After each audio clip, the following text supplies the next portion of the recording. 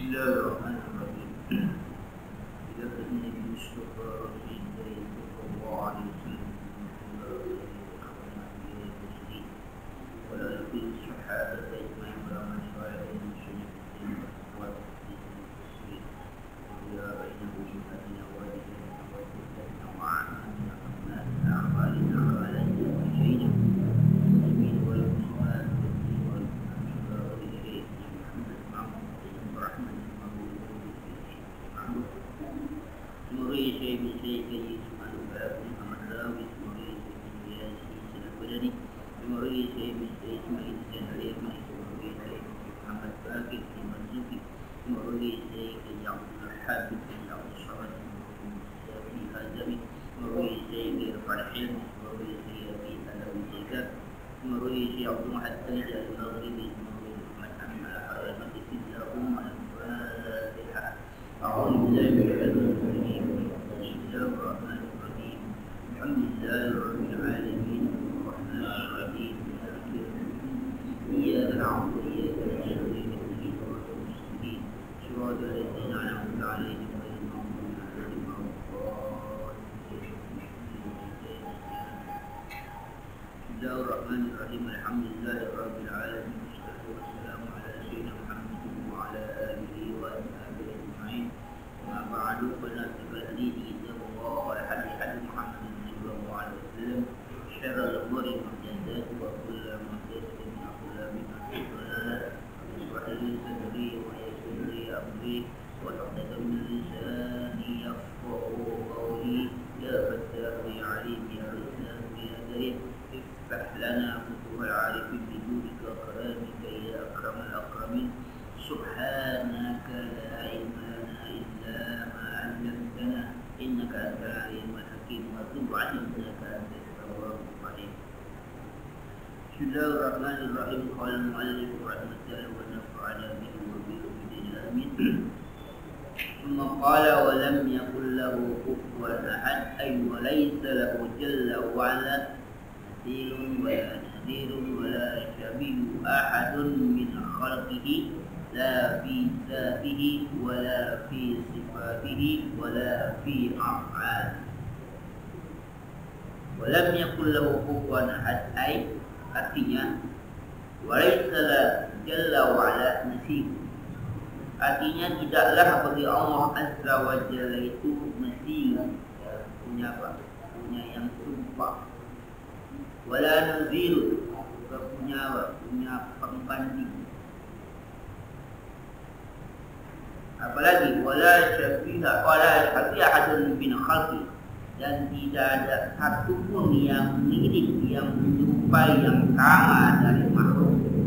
La fi zatihi, baik pada zatnya, wala fi sifatihi, dan tidak juga pada sifatnya, wala fi af'alihi, dan pada af'al perbuatan Allah Subhanahu wa ta'ala. Itulah yang dimaksud lam yakul lahu kufuwan ahad. Itulah yang dimaksud walaisa lahu jalla wa ala nasib. Ketika lam yakul lahu kufuwan ahad, tidak ada kufu, tidak ada sebanding. Perbandingan yang dimaksud adalah baik itu sama ataupun mendekati ataupun lawan.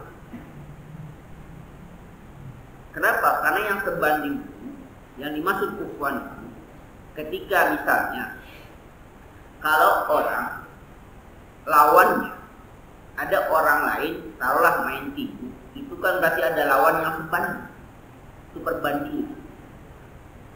Nazir atau yang Mesir, dia mampu berdiri, dia juga bisa berdiri, itu namanya Mesir. Atau yang menyerupai, yang sama seperti itu, yang mirip seperti itu, tidak ada bagi Allah Subhanahu wa ta'ala. Itikadkan tidak ada bagi Allah Subhanahu wa ta'ala. Semua itu tidak ada bagi Allah. Baik dalam zatnya, sudah pasti. Baik dalam sifatnya ataupun perbuatan Allah Subhanahu wa ta'ala. Nah, dalam sifat Allah semi', Maha mendengar. Tapi manusia juga bisa mendengar. Artinya jangankan sama, mendekati kesamaan dengan sifat Allah yang Maha mendengar, kita tidak tahu. Allah melihat, atau kita pun bisa melihat, tapi melihatnya kita jangankan sama, mendekati pun tidak akan pernah sama dengan yang sifatnya Allah Subhanahu wa Ta'ala. Dengan berbagai macam bentuk, dengan berbagai macam cara, tidak ada sama. Begitu ya afal Allah Subhanahu wa Ta'ala. Allah mencipta, manusia juga bisa mencipta. Allah memperbuat sesuatu, melakukan sesuatu, manusia pun bisa. Tapi bisanya manusia tidak sama dengan ciptaan Allah Subhanahu wa Ta'ala. Itulah yang dimaksud dengan lam yakul lahu kufuwan ahad. Sekarang pun apapun tidak ada yang bisa menyamai Allah Subhanahu wa Ta'ala. Itu yang masih yakin. Nah, kenapa? Karena dalam ayat lain yang mengatakan laisa kamitslihi syai'un wa huwas samiul basir. Nah, qala Ibnu Katsir itu mengatakan wa maliku kulli syai'in wa khaliqu. Allah lah yang menguasai seluruh apa yang ada di muka bumi, wa khaliqu, dan Allah juga yang menciptakan. Kalau begitu fa kaifa yaqulu min khalqi nadhirun syami aw qaribun yudani. Kalau begitu bagaimana bisa kalau Allah yang menciptakan semua yang ada di muka bumi ini, Allah yang menciptakan semua yang ada di alam jagat ini, Allah yang menguasainya. Bagaimana ini logikanya diajak berpikir, bagaimana bisa sama antara yang mencipta dengan yang diciptakan? Maka itu tidak mungkin, mustahil bagi Allah Subhanahu wa Ta'ala ada yang apa ya? Ada yang menyamakannya. Nazirun syami au qaribun yudani, atau yang mendekati saja tidak ada. Itulah i'tiqad kita sebagai makhluk Allah Subhanahu wa Ta'ala kepada Allah Subhanahu wa Ta'ala seperti itu. Tujuannya adalah yang paling utama bagi manusia, sehebat apapun dia, setinggi apapun dia, kekuatan yang dia miliki, tidak akan pernah ada yang sanggup dengan Allah Subhanahu. Itu yang paling perlu kita perhatikan. Kenapa? Karena kalau sifat atau keyakinan ini hilang, maka jadilah kita menjadi orang-orang yang seperti Fir'aun. Fir'aun dengan kehebatannya, wajar dia bisa mengakui dirinya sebagai Tuhan. Kata-kata wajar. Kenapa? Dia melebihi manusia biasa. Secara fisik ya, kekuatan memang diriwayatkan dari Ibnu Katsir. Itu buang airnya Fir'aun aja itu 40 hari sekali. Buang air itu 40 hari satu kali. Kalau kita buang air 40 hari satu kali jadi apa ya? Riwayat mengajar Fir'aun itu buang airnya 40 hari satu kali berbuang. Tapi ketika melihat kedahsyatan mukjizat Nabi Musa alaihissalam, saya dibalik sehari 40 kali. Yang kedua, kenapa dia mengaku dirinya sebagai Tuhan? Karena ada riwayat dia itu Firaun itu bisa ngobrol, bisa komunikasi. Ada yang mengatakan sih dengan iblis, mengatakan dengan malaikat. Jadi kalau ada suatu wilayah yang lapor kepadanya bahwa wilayahnya itu enggak turun-turun hujan, maka dia akan panggil malaikat atau iblis itu. Katakan dia komunikasi, maka di daerah itu bisa turun hujan. Maka dia akan turunkan hujan di wilayah anu yang sekarang sedang kekeringan, akan turun hujan. Atau yang sering hujan, dia bisa menghentikan juga. Itu kesaksian Fir'aun. Kalau dalam harta dan kekuasaan sudah gak usah dibicarakan. Ini secara apa? Secara fisik sudah kelihatan seperti itu. Maka kemudian karena dia tidak punya rasa keimanan seperti ini, maka yang terjadi apa? Dia mengaku dirinya sebagai Tuhan. Itulah yang dikhawatirkan pada manusia. Ketika dia tidak meyakini ini, maka apa? Ketika semakin tinggi pengetahuan, semakin tinggi jabatan, semakin tinggi derajatnya, dia khawatirkan dia mentok mengaku dirinya Tuhan. Maka kalau kita meyakini i'tiqad seperti ini, maka apapun yang kita lakukan tetap posisi kita sebagai makhluk yang pada intinya nanti, bahwa suatu saat nanti kita tinggi setinggi apapun derajat kita akan mengatakan tetap bahwa kita ini makhluk Allah Subhanahu wa Ta'ala. Dan apapun yang kita lakukan itu hanya karena Allah Subhanahu wa Ta'ala. Itu. Kamu siapa? Hati-hati. Inilah konsekuensi dari apa? Dari lam yakul lahu kufuwan ahad. Nah, kemudian wa fil hadisil qudsi, dalam hadis qudsi pernah dikatakan yaqul mu'azza wa jalla. Hadis qudsi itu masuk kategori hadis, tapi posisi Rasulullah sebagai seorang perawi. Kalau hadis nabawi itu isinya adalah sabda Rasul atau perbuatan Rasulullah atau takrir kata Rasulullah. Itu kalau hadis nabawi. Kalau hadis qudsi, hadis yang disandarkan kepada Allah Subhanahu wa Ta'ala, posisi Nabi sebagai periwayat. Lalu apa bedanya dengan Al-Quran? Nah, kalau hadis qudsi itu artinya informasinya itu dari Allah Subhanahu wa Ta'ala diilhamkan pada Rasulullah atau diwahyukan. Tapi redaksinya Rasulullah yang membuat. Redaksinya Rasulullah yang membuat. Lafaznya Rasulullah. Tapi isinya dari Allah Subhanahu wa Ta'ala. Kalau Al-Quran, baik maknanya atau isinya atau lafaznya maknan wa lafzan min Allah Subhanahu wa Ta'ala. Itu Al-Quran. Di Al-Quran itu lafaznya dari Allah Subhanahu wa Ta'ala. Pasti maknanya. Tapi kalau hadis qudsi itu maknanya dari Allah Subhanahu wa Ta'ala, tapi redaksinya dari Rasulullah sallallahu alaihi wasallam. Itu hadis qudsi. Ya, ada perbedaan antara Al-Quran dengan hadis qudsi. Hadis qudsi wahyu iya, Al-Quran wahyu iya.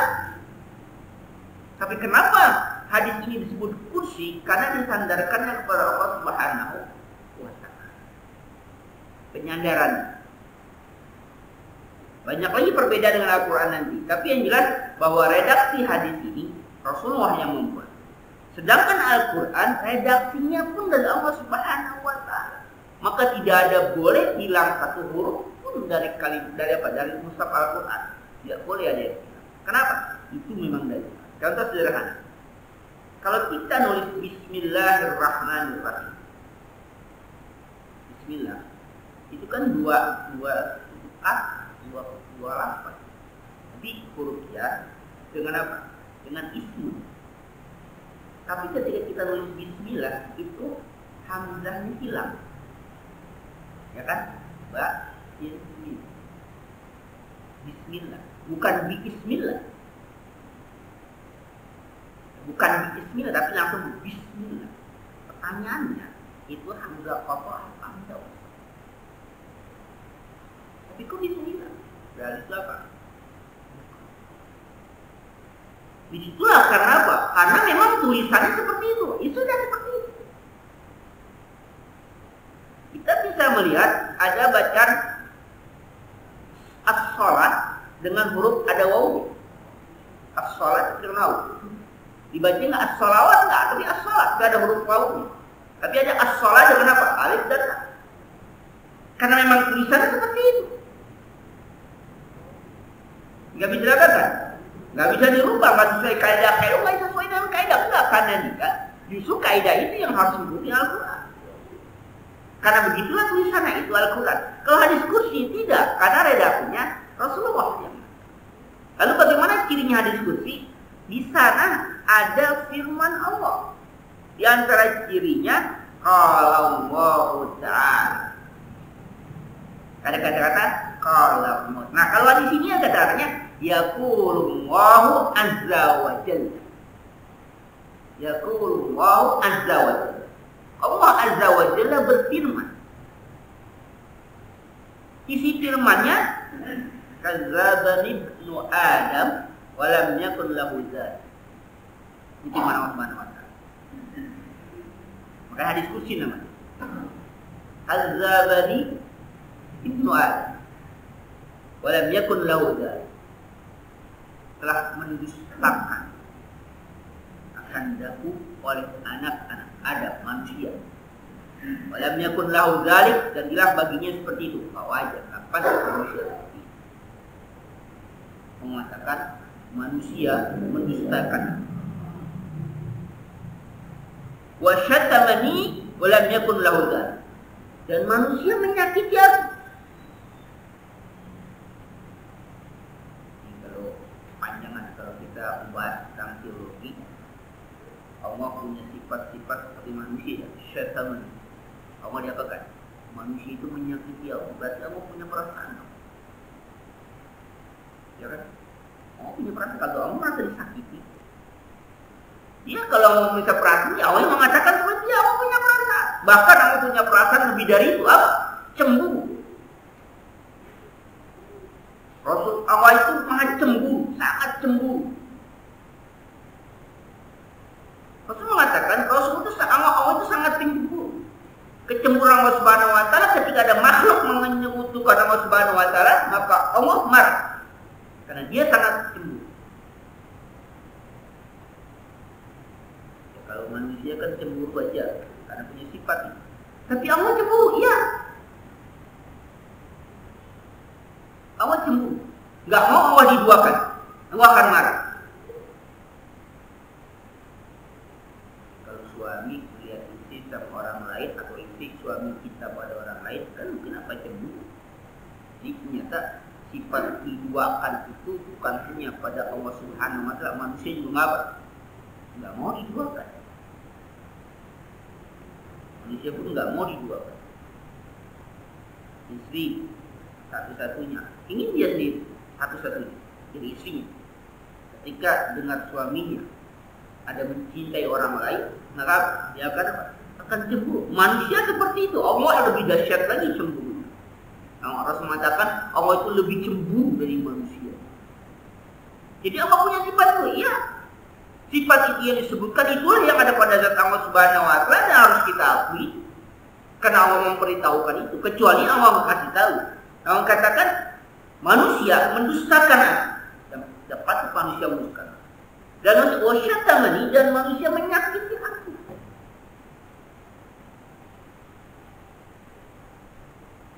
Walam yakun lahu dzalik, padahal tidaklah bagi manusia itu begitu saja. Fama takdzibuhu iyaya fakau. Maka adapun bagaimana manusia bisa menganggap dia mendustakan aku?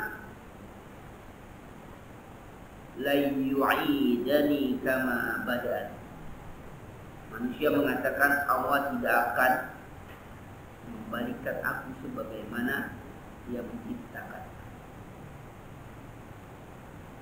Ketika manusia tidak mengakui bahwa nanti akan dibangkitkan, akan diciptakan kembali oleh Allah Subhanahu wa taala dan menganggap bahwa Allah itu enggak mampu menciptakan kembali, maka itu dianggap manusia telah mendustakan. Artinya Allah telah dianggap berdusta. Dia tidak percaya. Padahal kata Allah, walaisa awwal khalqi bi ahwana alayya min adat. Dan tidaklah awal penciptaan itu lebih mudah atas daripada apa? Mengembalikan.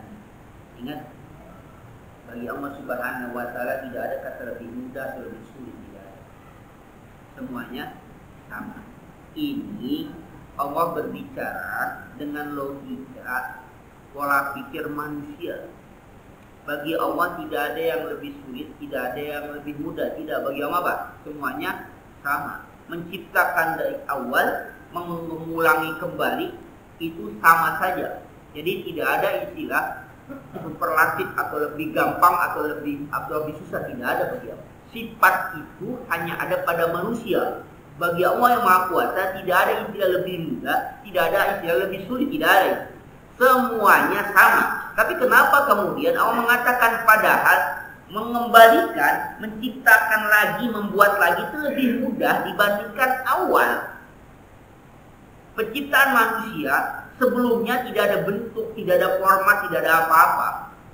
Allah mampu menciptakan itu, kemudian dihancurkan. Kalau menciptakan ulang harusnya lebih mudah.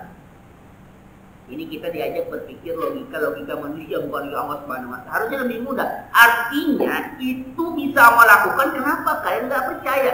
Kadzdzabani, manusia mendustakan aku. Diajak berpikir, Kalau kamu awal pembentukan kamu itu belum jadi apa? Mimma indafik, dari apa? Air mani yang memancar. Seperti ini bentuknya kita. Sedangkan kalau menciptakan ulang, kan sudah ada blueprintnya, sudah ada master plan-nya, sudah ada. Kan akan lebih apa? Akan lebih mudah sebenarnya. Kenapa kamu nggak percaya kalau aku bisa mengembalikan itu lagi? Kenapa tidak percaya? Ketidakpercayaan manusia kepada hari kebangkitan karena ketakutan manusia. Manusia tidak percaya akan ada hari bangkit karena rasa takut manusia akan kebangkitan itu. Kenapa takut?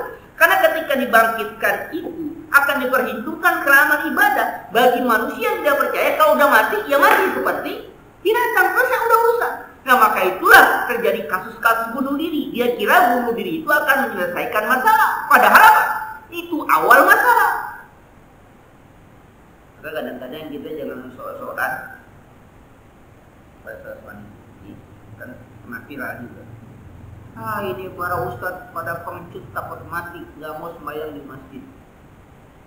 Ya itu kan ada ya. Para ustadz takut mati, masjid kosong, takut dia takut mati, nggak mau sembahyang di masjid. Mati kata.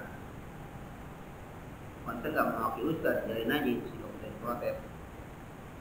Kata kalau ustadz takut mati wajar. Pantas. Kenapa? Karena bukan mati yang ditakuti. Apa? Setelah mati yang ditakuti. Kalau mati semua pasti mati. Tapi setelah mati itulah yang ditakutkan. Sudah siap atau belum? Makanya kalau nggak takut mati kan belagu. Bukan hanya matinya, tapi setelah mati kemudian dibangkitkan oleh Allah Subhanahu Wa Taala, dipertanggungjawabkan amal ibadah. Ini sudah siap atau belum? Kalau mati semua pun akan mati, insya Allah, kapanpun itu.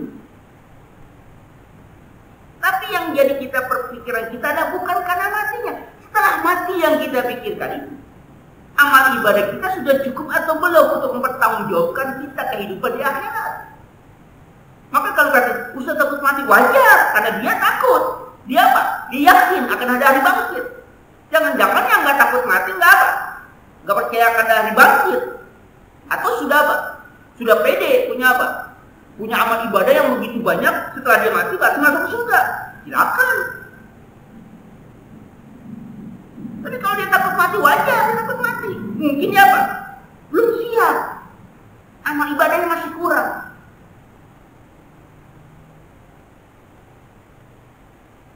Wala tamutunna illa wa antum muslimun, itu kan bukan berarti kita dalam yang namanya orang Islam kok mesti nggak boleh, jangan kamu mati kecuali dalam keadaan muslim. Kan mati nggak bisa dihalangi, mati kan nggak bisa diatur. Artinya dalam kondisi apapun tetaplah kita dalam keadaan muslim. Iya, tapi masalahnya kan kita kadang-kadang nggak tahu.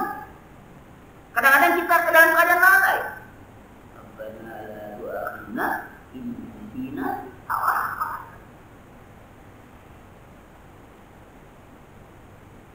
Jadi bukannya mati yang ditakutkan, hidup setelah mati. Maka inilah firman Allah yang didustakan, yang tidak dipercayai oleh manusia. Bahwa apa? Allah mampu mengembalikan lagi nanti setelah jadi tulang-tulang Tuhan. Padahal bukan itu yang ditakutkan. Yang ditakutkan kalau Allah mampu mengembalikan lagi kehidupan manusia, lalu dimintai pertanggungjawaban nanti akhirat, itu yang mereka nggak percaya.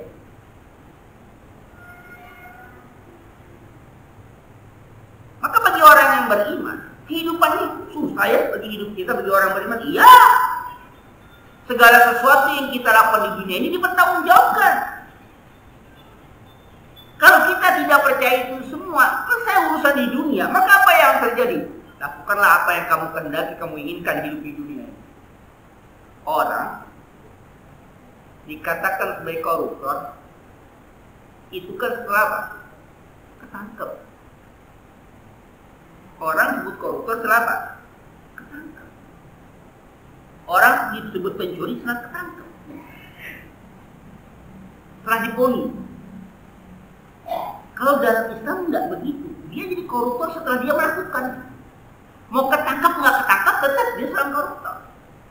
Kalau manusia hukumnya, kalau dia bisa membuktikan bahwa dia tidak menyelewengkan atau tidak berbuat pidana, ya dia nggak akan dihukum. Apapun caranya. Tapi kalau orang yang beriman, dia tidak selamat di dunia, tapi belum tentu dia selamat di akhirat. Itulah yang ditakutkan. Oke, di dunia bisa apa? Bisa selamat dia di dunia, tapi di akhirat. Bagaimana takutnya Umar bin Khattab radhiyallahu anhu, takutnya Umar bin Khattab. Walaupun dia seorang yang sangat pemberani, tapi rasa takut pada Allah Subhanahu sangat berat. Ketika lampu lentera itu menyala, datang Abdul Wahab bin Umar ingin bertemu malam hari, ketemu bapaknya. Waktu itu jadi khalifah. Apa Umar bin Khattab? Apa hal kamu datang ke sini? Kepentingan keluarga atau kepentingan negara? Lalu apa bedanya datang dengan kepentingan negara dengan kepentingan keluarga? Kalau kamu datang dengan untuk urusan negara, maka biarkan soalnya lampu ini tetap menyala. Tapi kalau kamu datang dengan urusan keluarga, maka lampu itu dimatikan. Kenapa? Karena lampu ini dibayar dengan uang negara. Kamu nggak berhak menikmati ini. Sedangkan Umar Khattab sedang bekerja urusan negara. Ketika datang keluarga untuk ngomong urusan keluarga, maka lampunya dimatikan. Itu dinilai ini kepentingan negara pada saat itu, bukan nanti diponis, bukan. Kenapa? Dia khawatir nanti kalau menggunakan fasilitas negara ini untuk kepentingan keluarga, bahasa kita itulah koruptor. Kapan itu dihukumkannya? Ketika digunakan, bukan ketika diponis. Tapi Umar Khattab sudah takut, kenapa? Di akhirat akan dipertanggungjawabkan ini. Pada saat itu juga dia sudah memponis ini kepentingan negara, maka saya gunakan lampu ini. Kalau kepentingan keluarga, saya matikan. Pada saat itulah dia sudah diponis. Bukan dihukum nanti ketika di pengadilan. Dengan saksi dan bukti, enggak. Nah itulah yang ditakutkan oleh manusia. Maka lebih baik nggak usahlah beriman adanya hari bangkit nanti. Kenapa? Udah mati, sudah mati. Maka berbuatlah seenak sekehendak kalian di muka bumi ini. Selama tidak tertangkap, selama tidak diponis oleh hakim, maka kalian akan selamat. Manusia mendustakan akan adanya hari bangkit. Dan mengatakan Allah nggak akan nggak bisa membangkitkan manusia, sudah tadi ulang-ulang. Coba kita bayangkan bagaimana dahsyatnya nanti manusia kalau mereka nggak percaya dengan hari bangkit. Artinya mereka akan berbuat seenaknya di dunia selama bisa mempertanggungjawabkan kehidupan di dunia ini, bisa mempertanggungjawabkan di hadapan manusia, maka dia akan selamat. Padahal bagi kita orang beriman boleh selamat di hadapan manusia, tapi belum tentu selamat di hadapan Allah Subhanahu wa Ta'ala. Itu yang kita tahu. Maka bagi orang yang beriman nggak mesti ada pengawasan segala macam, katakan nggak usah. Kenapa? Pengawasan Allah lebih dahsyat bagi orang beriman daripada pengawasan manusia. Siksa Allah lebih dahsyat daripada siksa manusia. Maka dia akan sangat takut. Nah, inilah salah satunya yang Allah mengatakan bahwa apa? Manusia mendustakan aku. Dia percaya dengan aku bahwa aku mampu membangkitkan, mengembalikan mereka seperti semula. Berarti itu lebih mudah dibandingkan apa? Menciptakan dari Allah. Itu yang pertama. Yang kedua, pama syatamuhu iyaya faqaul ittakhadallahu walad wa ana ahadus samad.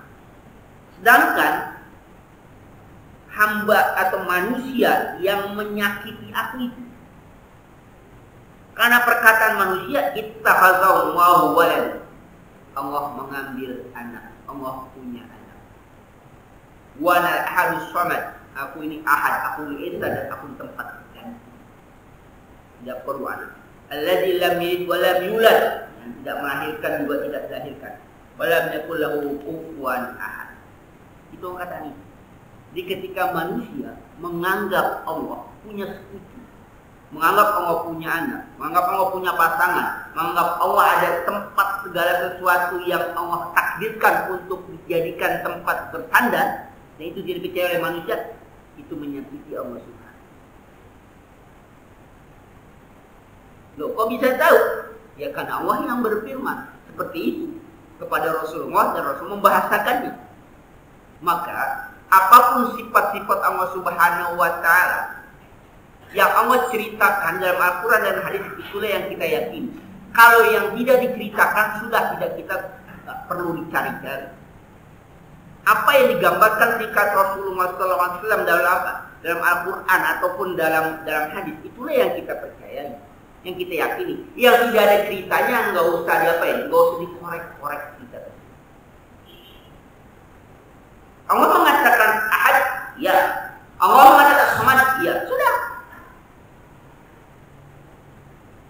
Itulah yang kita yakini. Nah, maka oleh karena itu, ketika ayat ini diturunkan sebagai gambaran kepada manusia, untuk apa? Untuk memberangus segala kesombongan, ketinggian manusia. Karena pada saat ini diturunkan, itu periodenya periode Makkiyah. Kan kita sudah baca ya. Ini ayat pasnya apa? Ini Makkiyah. Kenapa Makkiyah itu menjadi ciri khas dari ketafidan manusia? Karena kesombongan yang sangat tinggi pada saat itu. Kesombongan dari siapa? Kekayaan, harta kekayaan. Apalagi jabatan atau kehormatan.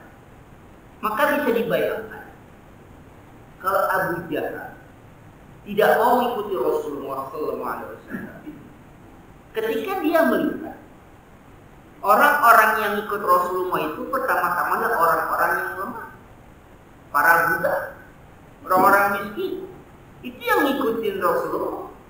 Dan Rasul mengatakan ketika nanti orang-orang masuk Islam, derajat mereka sama di hadapan Allah Subhanahu wa Ta'ala.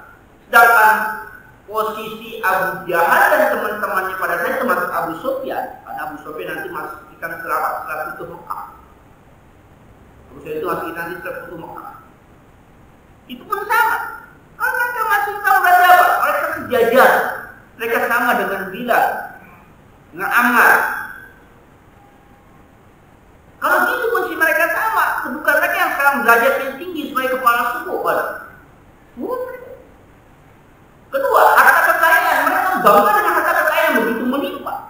Nah, kalau mereka masuk Islam, mereka harus menyerahkan harta kekayaan itu karena itu adalah ada bagian orang-orang yang menjadi haknya. Nah, ini yang mereka menjadi susah. Oleh karena itu kesombongan itu apa ya? Diangkat oleh mereka. Nah, dihancurkan dengan ayat ini bahwa kesombongan mereka punya itu nggak ada apa-apa ya pada Allah Subhanahu wa Ta'ala. Itulah Makkiyah ketauhidan dulu dibangkitkan.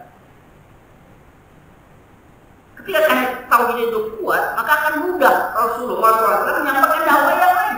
Kalau ketauhidannya tidak kuat, maka muamalah atau apapun hukum yang Allah turunkan tidak akan pernah bisa dipahami, tidak akan pernah bisa dijalankan oleh manusia. Maka tauhid itu. Nah, oleh karena itu ayat ini atau surah ini turun untuk apa? Untuk meredam kesombongan pada saat itu yang terjadi, terutama di Mekah. Itu yang dilakukan. Nah, oleh karena itu dalam kitab ini ada intisari yang gambaran mufassir. Hadis suratul karimatu mu'allalatun fi arba'in ayat. Surah yang mulia ini tersusun dari 4 ayat. Apabila fi riwayatil ijaz wa ijaz, dia datang dengan puncak ijaz sangat ringkasnya ijaz. Kenapa? Mengandung mukjizat ringkas, tapi begitu luas tafsiran. Wa awdahat sifatil jalal wal kamal. Surah ini menggambarkan dengan sifat keagungan dan kemuliaan Allah Subhanahu wa Ta'ala. Wa nadalillah jalla wa ala sifat al-'adli wa naqsi. Ayat ini juga mensucikan Allah Subhanahu wa Ta'ala dari sifat-sifat lemah dan kurang. Faqad adzatil ayatul ula al-wahdaniyah. Faqad adzat bahwa ayat yang pertama itu menetapkan tentang kaitan Allah Subhanahu wa Ta'ala wa nafatul ta'addud dan menafikan, menegasikan semua sifat ta'addud. Artinya apa? Ada yang lain selain Allah Subhanahu wa Ta'ala dengan firman-Nya qul huwallahu ahad. Kata-kata itu menafikan kalau Allah Maha Esa maka tidak ada yang lain selain Allah Subhanahu wa Ta'ala. Yang kedua, wasbatan itu kamalan kana. Ayat yang kedua menjelaskan kesempurnaan Allah Subhanahu wa Ta'ala. Kesempurnaan berarti wa nafatul naqsa wal hadza.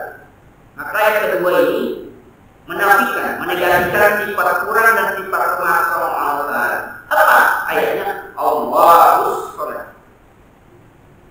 Kita biasa mengatakan Allah tempat bergantung. Artinya kalau yang dia tempat bergantung tempat meminta, maka dia tidak butuh pada yang lain. Nah, dia satu-satunya tempat bergantung. Dikatakan bahwa udah sama itu dia pimpinan, tidak lagi pimpinan di atas. Dia penguasa, tidak lagi penguasa di atas. Itulah sama. Pada ayat itu. Pada ayat ketiga, wasat salisatu al-azaliyata wa baqa wa nafsu dzurriyyata wa tanasub. Ayat yang ketiga itu tentang azaliyah Allah Subhanahu wa taala. Tentang Allah Subhanahu wa taala, maka menafikan dzurriyyah wa keturunan dan nasab. Apa ayatnya? Lam yalid wa lam yulad.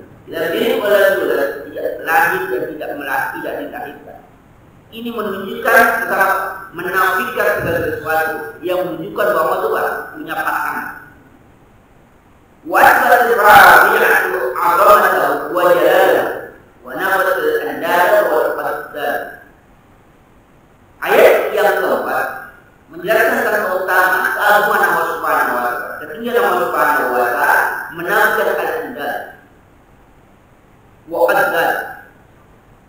Menafikan segala sesuatu yang menjadi pembanding dan lawan Allah Subhanahu wa taala.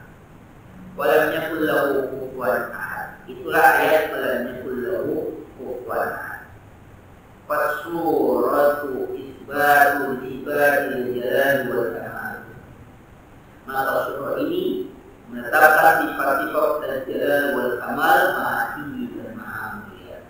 Wa tanzihul rabbi bi asma suwar tadbih an aqam. Juga dan mensucikan segala bentuk gambaran kekurangan Allah Subhanahu wa taala. Inilah surah yang dari awal beberapa pertemuan. Berapa surah? Berapa surah? Pertemuan berapa surah? Enggak bisa begitu. Bagaimana hadap? Saya pernah ingat pendiri Muhammadiyah namanya di Ahmad Dahlan. Ahmad Dahlan itu riwayatnya katanya pernah belajar tafsir yang dibaca waktu itu tentang awal jadi yukadzibit dari jadi itu tafsir itu dibaca terus diulang. Tanpa ada dia manis protes. Syekh, ini kita sudah hadis tafsir ini sudah berulang-ulang. Bukan itu sih nggak berulang. Oh iya. Sudah. Besok dikaji lagi. Kayaknya kemarin sudah dibilang ini sudah berulang. Tapi karena banyak yang protes, dia tanya. Ini sudah berulang berapa kali urus ini enggak? Sudah hafal. Awal jadi bukan sudah hafal. Sudah paham. Sudah paham. Akhirnya dia paham. Kalau berulang baca. Pertanyaan. Dia amalkan.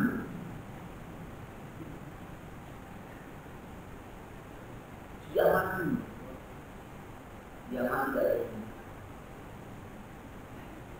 Awal terjadi kesucian pada terjadi dia doa walaupun ada jangan mati apa paham tak? Tahu takdirnya tahu jangan lain.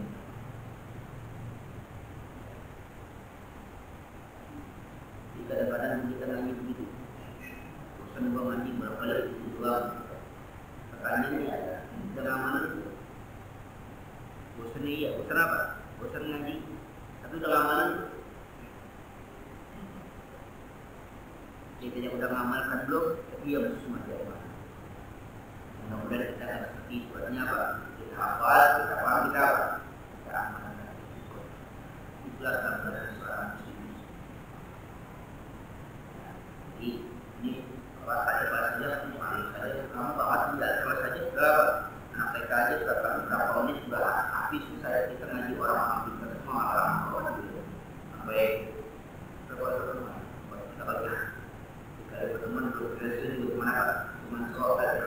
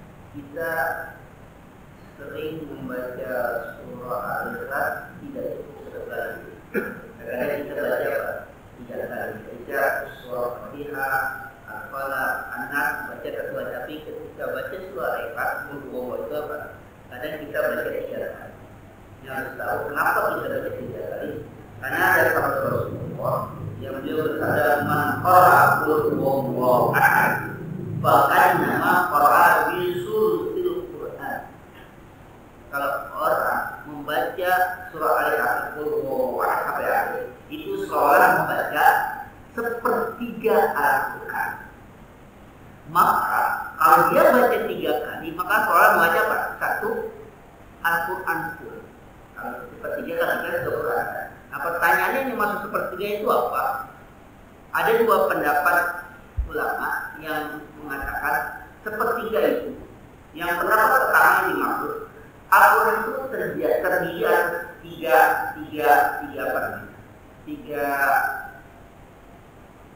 tiga blok lah, atau 3 rangkaian isi. Yang pertama tauhid, yang kedua hukum, yang ketiga qasas, cerita kisah. Nah, Al-Ikhlas ayat tauhid. Maka ketika ayat tauhid ahkam dengan qasas itu nanti yang lainnya, maka tauhid ini sepertiga dari Al-Quran. Maka siapa yang baca itu, maka soalnya dia membaca sepertiga Al-Quran. Pendapat yang kedua bukan itu. Sepertiga Al-Quran adalah bagian dari pahala, ganjaran. Artinya, siapa orang yang membaca Al-Quran, surah Al-Ikhlas, maka pahalanya seperti dia membaca sepertiga Al-Quran. Maka ketika dia berulang sampai 3 kali, maka pahalanya apa? 1 Al-Quran. Maka ketika baca surah Al-Ikhlas, bacanya berapa? 3 kali, seolah-olah dia sudah khatam Quran. Kalau ditanya khatam kamu Quran, sudah. Kenapa? Sudah baca Al-Ikhlas 3 kali, sudah khatam juga. Kenapa? Pahalanya sama dengan 1 Al-Quran. Padahal hanya Al-Ikhlas berapa? 3 kalinya. Itulah dasar hukumnya. Kenapa kalau baca surah Al-Ikhlas selalu apa? 3 kali dibaca atau berulang 3 kali. Karena Rasulullah mengatakan membaca 1 surah Al-Ikhlas itu adalah seluruh Quran. Sepertiga di Al-Quran, maka kalau sepertiga dibaca 3 kali, maka soalnya utuh 1 Al-Quran. Al-Quran.